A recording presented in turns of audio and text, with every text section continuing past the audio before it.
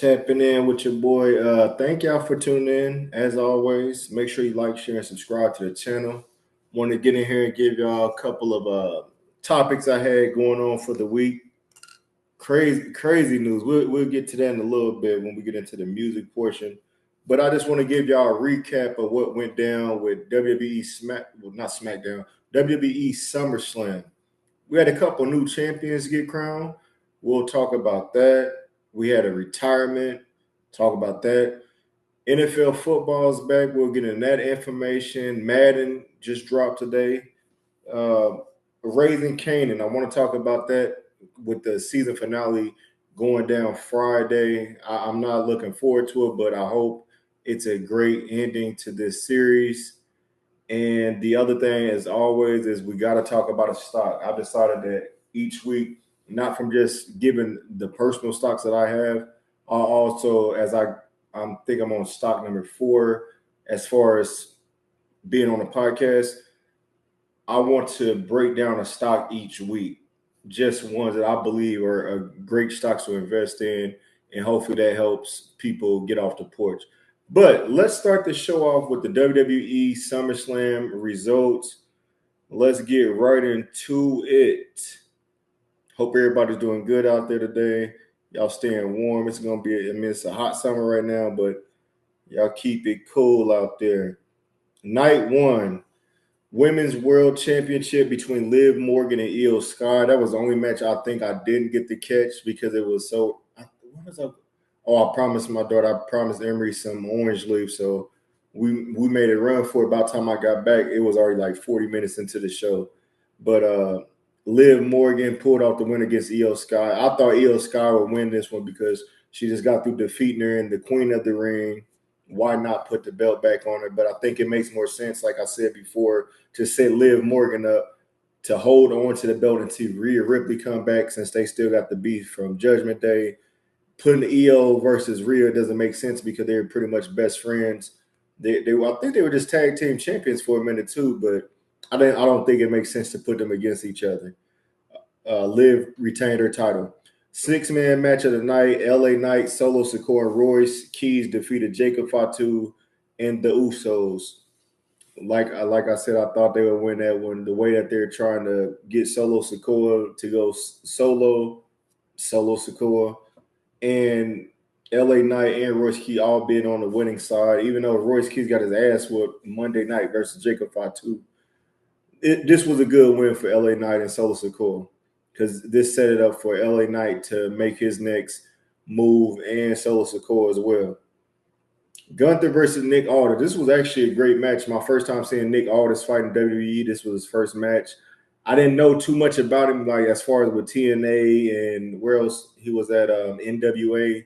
I didn't get into those type of promotions for the most part, but he looked good. He didn't look like he was like too old for the business. He was in great shape.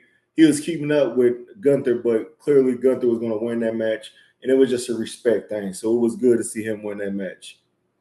Fatal Influence defeated Paige, the Bella Twins. I figured they would win this fight, and as I figured, the Bellas turned their back on Paige. They beat the hell out of her, did a finishes on her, got her about the group. Now it's all about the Bella Twins being the heels that they usually are when they're better at the heels. Next fight, we had CM Punk versus Cody Rhodes. This was actually a pretty decent match. It was a back and forth match. What was the difference in this match was they ended up running to the referee. A key turn in this match was running to the referee, and the referee being down, with the returning Randy Orton sliding under Rhodes, getting in there, RKO and the hell out of Cody Rhodes to cost him the match. And CM Punk able to capitalize on that and retain his title. I didn't see Orton coming back. I don't think I mentioned Orton coming back, but I was glad to see him back, and with him to still be having beef with Cody for winning the belt, keeping the belt anyways. And the main event of the evening was Obafemi versus Brock Lesnar. Was that the main event? I'm pretty sure that was the main event. Obafemi, Brock, they put on a great match. Hell in a Cell match. They stayed inside the cage, threw each other at the cage and everything. At one point, Brock ripped up the mat and put Obafemi in the Tombstone Power Driver, saluting up Undertaker. And Oba was able to still kick out of that. And he was able to finish him off. I thought that when he ripped up the mat that Brock was going to get put through the ring or something like that. But because you could see, like, when Oba did his finisher, Brock kind of looked up like, damn, you ain't landing where you're supposed to land. But I think Oba changed his mind. Like, man, all you done for me to even put me in this moment, I can't put you on the wood like that. So at the end of the match, at the end of the match, Brock came back into the ring and said, hey, I'm the past. This is the future right here. Pretty much passing the torch. And that was great. And then a couple of days ago, he went on Pat McAfee's show and announced that he is retiring. That was officially his last match. Great career for Brock. He's been in the game for a long time. It's still great shape, man. But he even mentioned on the show that at WrestleMania, when Oba did his finisher on him, when he hit him with that power bomb, he's like, dog, when I took that, I don't think I could take too many more of those. So that was the final match. Great career for Brock. Night 2, we had a fatal 4-way match that was actually a one-on-one match. It's supposed to be Sami Zayn versus Finn Balor, and the winner is the number 1 contender. Nick Aldis comes out and he says that he has to add somebody to the match.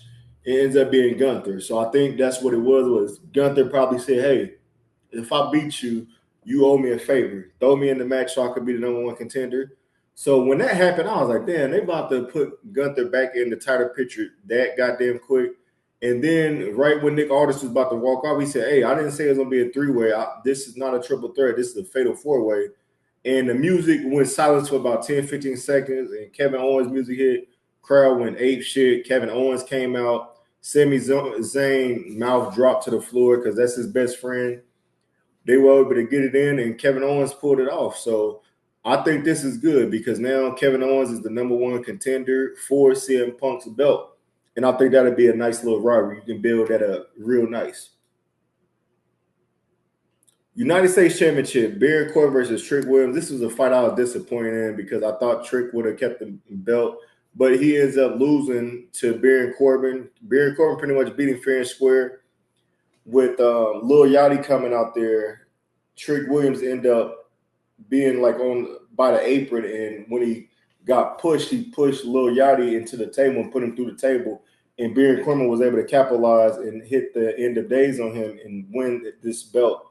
I didn't see this coming because Baron just came back to WWE, but I guess they're trying to build Trick up more, put him on a bigger pedestal, move him into the heavyweight title picture. So that'll make sense.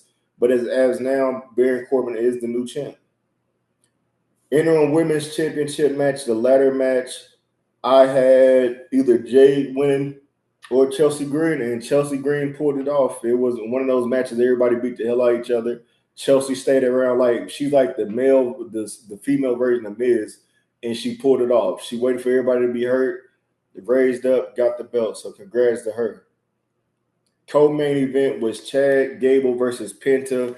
Another back and forth great match. Penta wasn't able to get his move, the Mexican, what is it called? The Mexican, I can't think what it's called. I don't want to mess it up.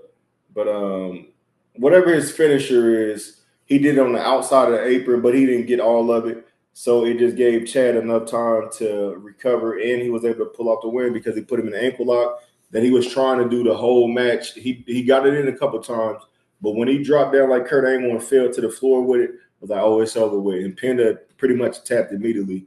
Chad Gable definitely deserved his belt. I wasn't expecting Penta to lose, but Penta is in a great position because now they could continue building him up as a solo, or they could bring his brother Ray Phoenix in and they could run that tag division, which I think would be amazing.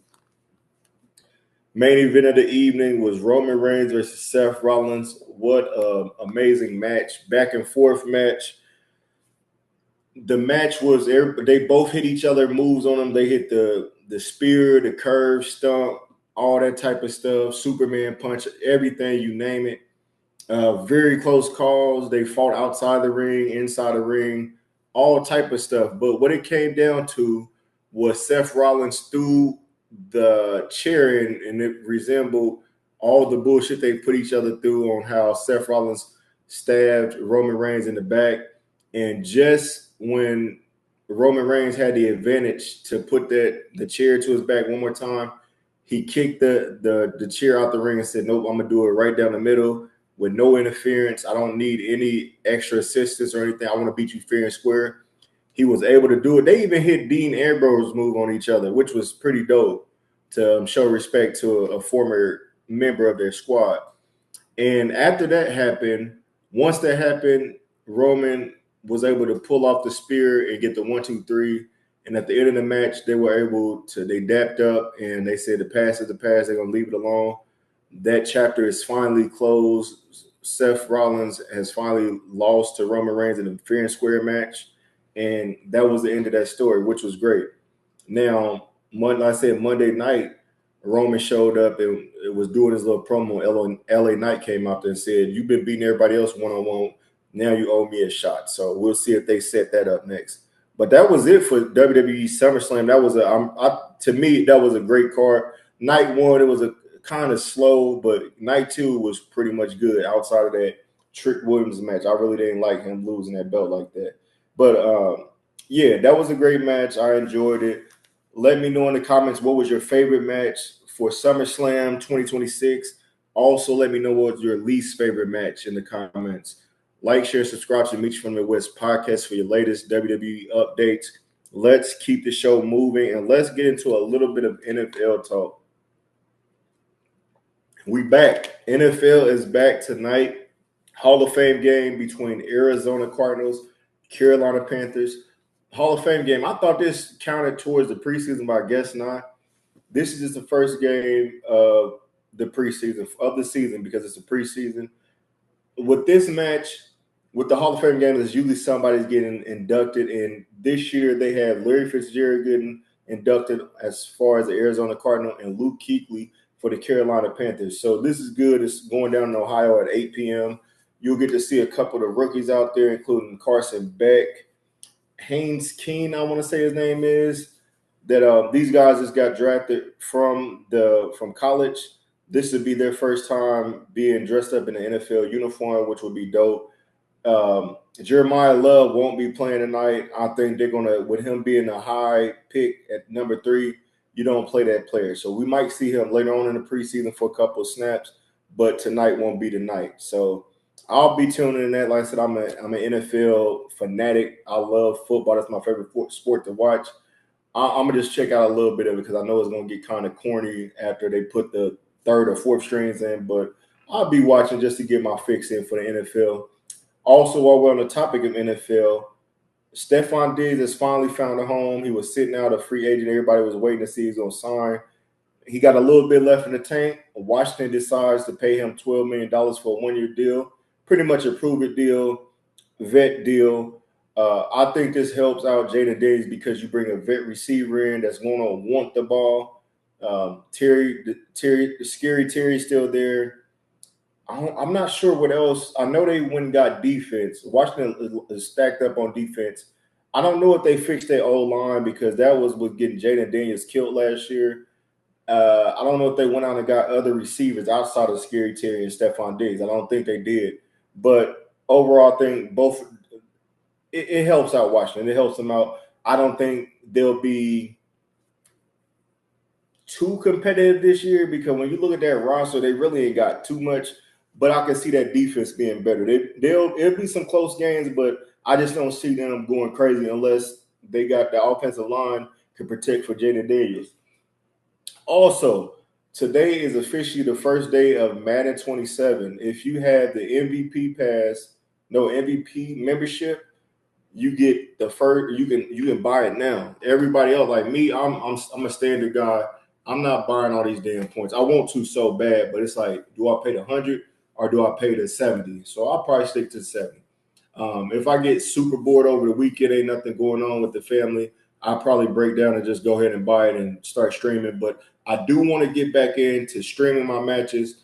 I know with the season starting in a month, my goal is to start streaming on my platform again on Twitch. I'll start streaming on Twitch, and I'm just going to do a couple of teams a day. I'm going to just go from the Browns all the way down to the last team. And then, of course, I'll be playing with my Titans. I'll be streaming with that on my off time, especially if I get this new job that I just put in for.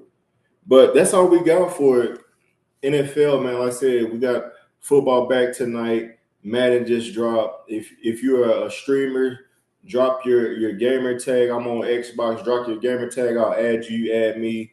We could get in some matches this year because this year I ain't playing around. Last year was probably my worst match. I think I was like 18-75 or something like that.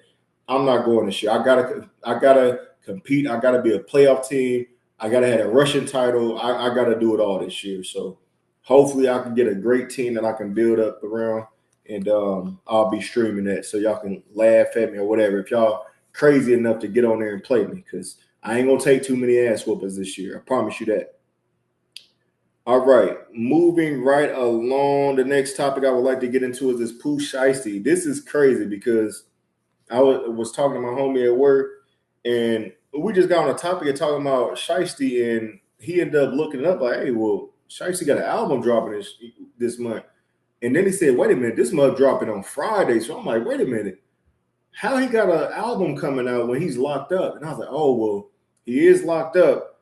The crazy thing is he's locked up for trying to rob Gucci Mane, which he was signed to Gucci Mane. So you try to rob him, try to get out your contract, and you have a whole album out that's now about to release tomorrow under 1017 Gucci Mane's label, meaning that if this tape go crazy, you getting Gucci paid while your dumb ass is sitting in jail for trying to rob him. All you had to do is just play it the right way. Like, hey, bro, I want out my contract.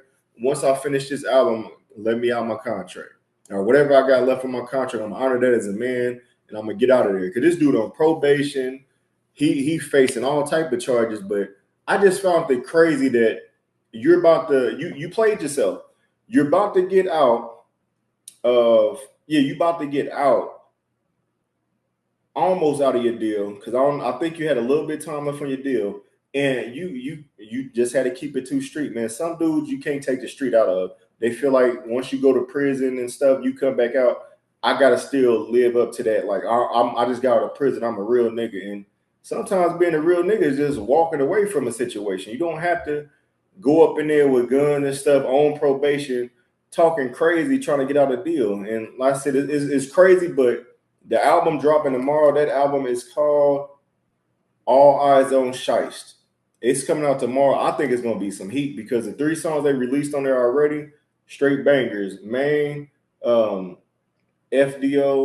and the other one is called Last Man Breathing. So I'm going to definitely be tuned into that album. That will be the album of the week for next Friday when we get in here. I think he's going to do great. I think he's going to put up big numbers, and I think a lot of people are going to be looking forward to this album. So that's all I have for music, man. Like I said, there wasn't too much other music out right now that I've seen. Pooh Shiesty, he a damn fool for this one. I got a couple more topics. Next topic I would like to cover in here. Let's get into the Raising Kanan, man. If you've been following, this is a spoiler. If you haven't seen the most recent episode, fast forward this and get up out of here and wait for the next segment. But Uncle Marvin is gone, man. Kanan Starks, you motherfucker, killed your own uncle. You didn't kill both of your uncles. You didn't kill both uncles and just been killing everybody else. Like everybody under the sun. He just been going crazy, like ape shit. And pretty much this last season has showed how ignorant this little motherfucker is. Because when you look at the original Power, when 50 came on the scene as Kanan, you like, damn, he a shiesty cat. But seeing how he became this shiesty cat is unbelievable, man. 50 is the GOAT when it comes to these TV shows. Like he been dropping some shit. Even just watching is it called Gangland? Fightland. I think it's called Fightland. Don't give me lying. But he got another show that's like a Britain show. I think it's called Fightland. Yeah. just watched that first episode yesterday. It is pretty good. But as far as raising Kanan, though, I want to just give y'all a quick update on the people that's on the show. So pretty much, let me see here. Breeze is showing that he's a stick-up kid.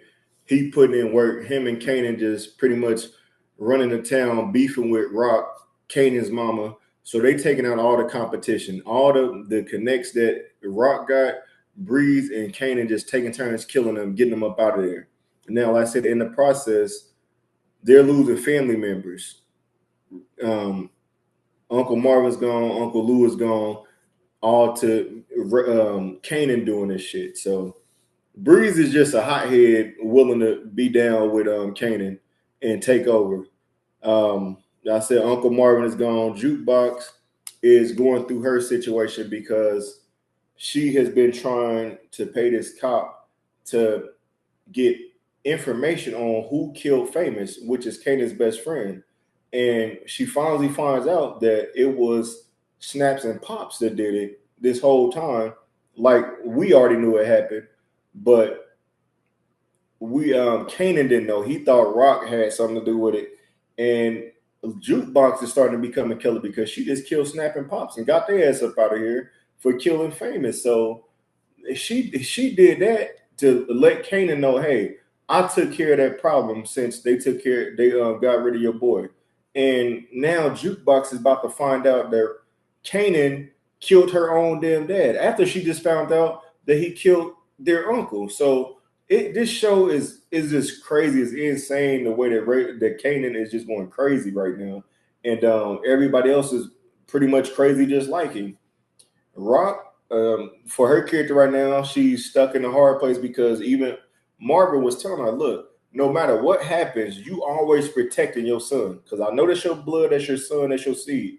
You're always protecting him. No matter what situation that happened, you always protect him. With Lou, you had Marvin going crazy on the world, trying to kill everybody, thinking it was unique.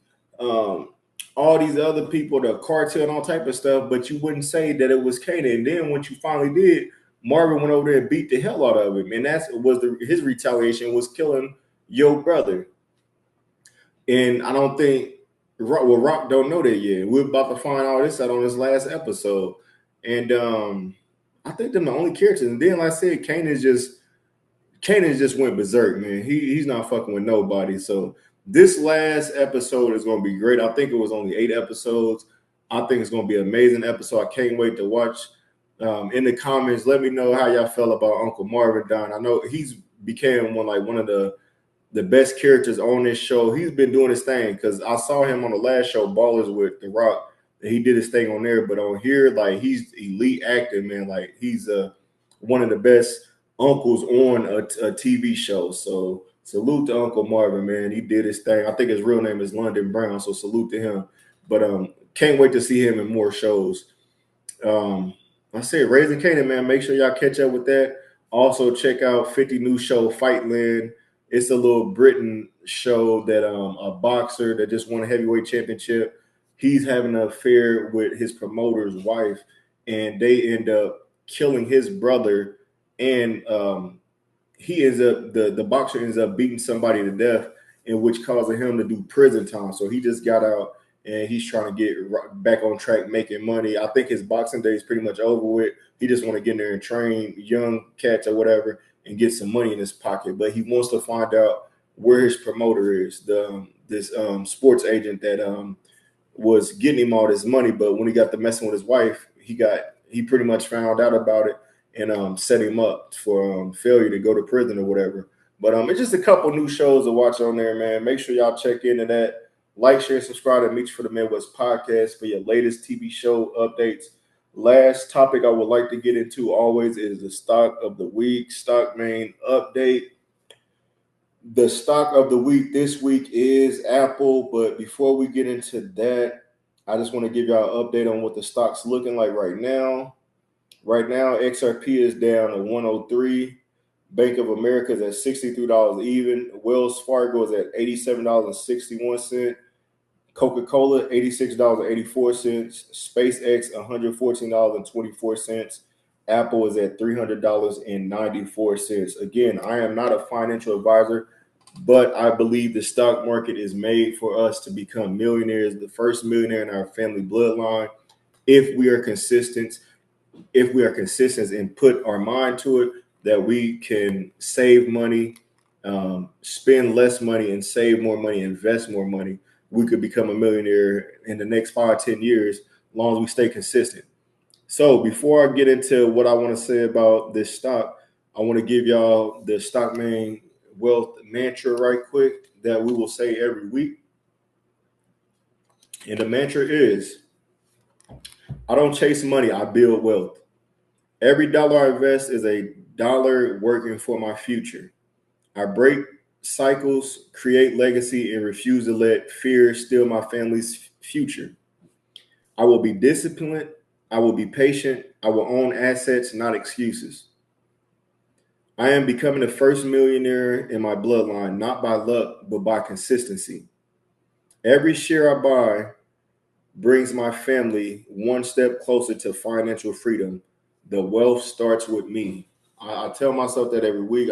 That's something I'll live by and actually believe will happen. As long as I stay consistent and free up more money to put towards the stock market, I know one day I will be a millionaire, and I will set me and my family up for generational wealth and financial freedom one day. And I hope y'all do the same thing. Now, as far as the stock of the week is Apple. Apple, the stock currently is 300. Well, that was right now. It's $312.41. Why is this stock so big? Apple is iPhone. If you got an iPhone, if you look around the world, pretty much everybody right now got an iPhone. Your mama got an iPhone. Your grandma probably got it. Your kids probably got an iPhone. If they don't got an iPhone, they got an iPad. If they don't have an iPad, they got a watch, an Apple Watch. If they don't have a watch, they got the AirPods. If they don't have that, they got Apple TV. When you go in to pay for stuff, most people got Apple Pay. Going to listen to music, Apple Music, the App Store. What else they got? The Mac,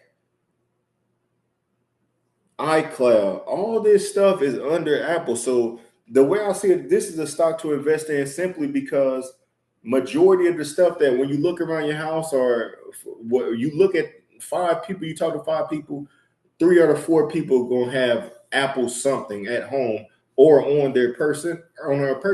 So I believe long as Apple is around and not going bankrupt, this Apple stock will always be around, and it will be a good investment because over the last 5 to 10 years, it has been performing well.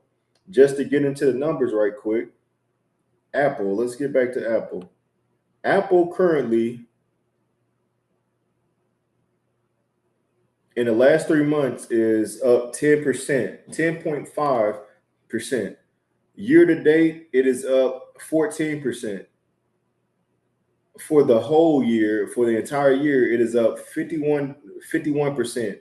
Meaning it's at 311 right now. Last year, it was, what was that?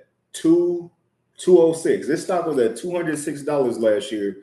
Now it's up to $311, a whole $100, which is crazy because I said if you had $100, what is that? 100. If you had 10 stocks of that, that's $1,000 increase from what you had last year. And if you play the numbers right, the more stocks you got, the more money you'll be making.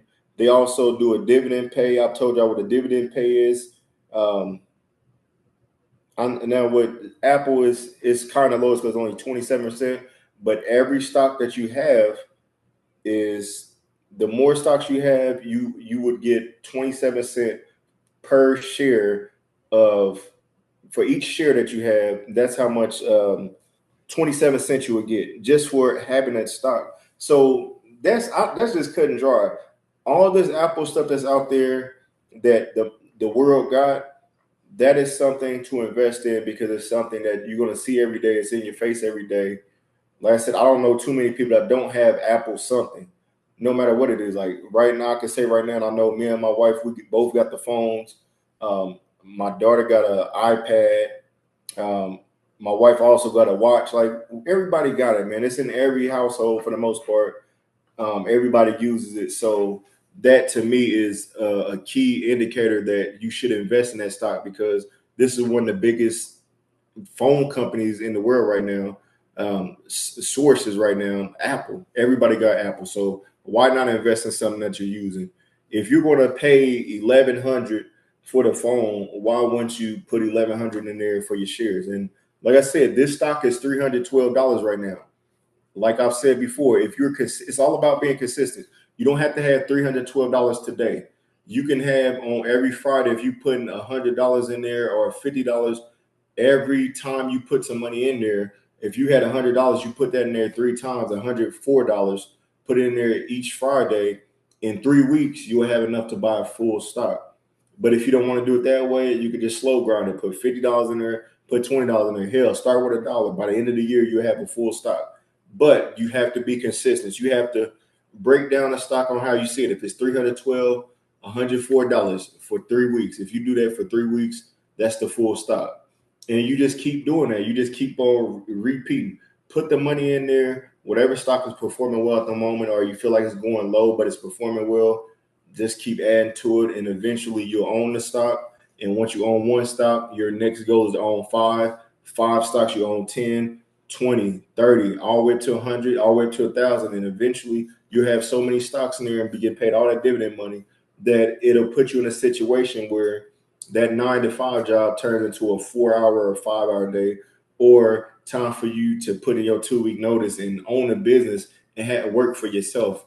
And just start buying back your time, enjoying life, taking trips when you want to, spending more time with family, with kids, with your loved ones, and all that type of stuff. That's what it all comes down to: working less and investing in yourself, investing for the future, so you can set your kids up with financial freedom, so they don't have to go through the struggles that you had to go through. I know for myself, when I was young, we didn't have that system. We didn't have money saved up to where I turn 18, we can go get a brand new car and stuff. These are systems that I'm setting up present day. So when my daughter gets to that age, that when she turns 16 and ready to drive, she should be able to say, this is the type of car I want, and I should be able to buy her a brand new car to save her a car payment. That's the ultimate goal. And that's something I want to instill in her, that once she has kids one day, she's put in a situation where she could do the same exact thing that her mom and dad did for her.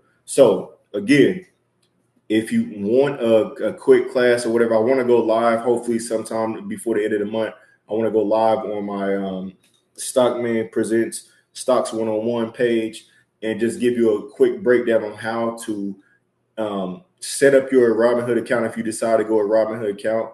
That's what the only one I know right now, because I have a couple other ones, but if you don't want to do Robinhood, if it's other ones that you want to do stocks on, let me know. But I want to do a class on Robinhood and show you how to pretty much make the setup of a Robinhood account. And then I want to show you how to buy your first stock.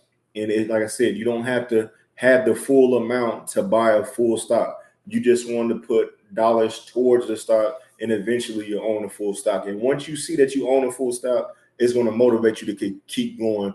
And eventually you'll set the bar high to where you got your first 10,000 in your account, 10, 20, 100K, and you're able to make the moves you want to make without having to sacrifice more time to a job that's just using you to work on their business.